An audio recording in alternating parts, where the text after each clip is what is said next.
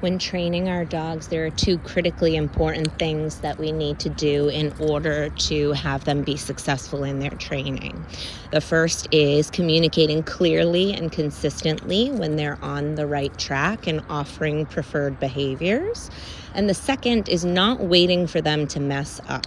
So our job as the human, the manager in charge, so to speak, we are always looking for opportunities to mark and reward good decisions. We're looking for the next right choice so that we can mark, reward, and praise that, and thereby teach our dogs, yes, good, let's go, good, hey, come close, and thereby teach our dogs what it is that we're looking for.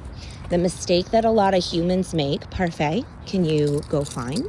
Good, is focusing on when their dog is messing up. They spend a lot of time and energy on no, stop that, cut that out, don't do that, etc. And the problem with that is that it doesn't tell our dogs what to do.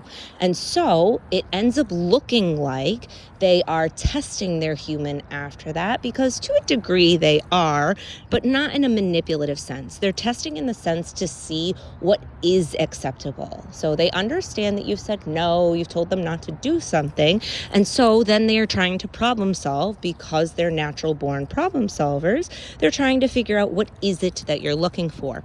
So we can save a lot of time, energy, and frustration for both ourselves and our dogs by just setting up scenarios that encourage only preferred behavior, and then making sure that we communicate really clearly when they are on the right track.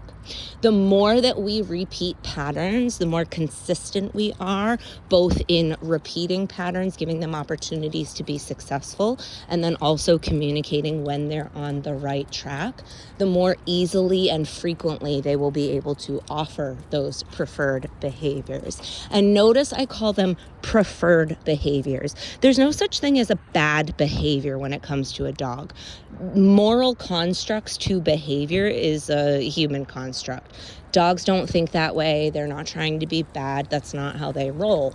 Instead, they're just offering preferred and behaviors that are not preferred. And so we want to make sure that what we are focused on, what we are shaping and rewarding so that it's repeated and rehearsed, is communicating when they're doing behaviors that we would like to see again in the future. We can do that by using our yes marker word. We can use a clicker. We can treat and reward. We can use other things that our dog finds rewarding. So depending on your dog, maybe that's play or tug or sniffing or anything. Every dog is an individual, and it's our job to learn to speak dog, to communicate clearly when they're on the right track of preferred behaviors. Good girl. Very good. And to give them the best life possible that we can. And that comes down to setting them up for success in all things. It's also helpful to remember that behaviors are communication of an underlying emotion and or need. So again, no morality to behaviors. There's no good or bad behavior. There's simply communication. They are communicating in the best way that they know how, and it's our job to learn to speak their language so that we can support their needs based on what they're communicating in any given moment.